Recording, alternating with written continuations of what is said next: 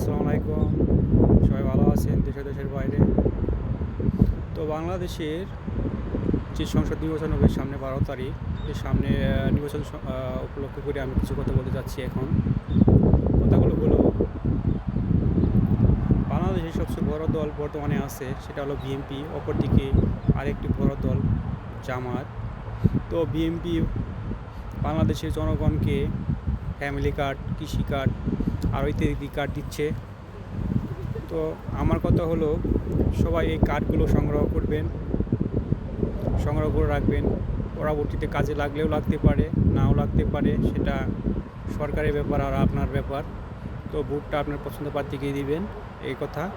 অপরদিকে জামায়াতে ইসলাম বলেছে তারা যদি ক্ষমতা যাইতে পারে তাহলে তারা কার্ড দিবে না, আপনাকে কোনো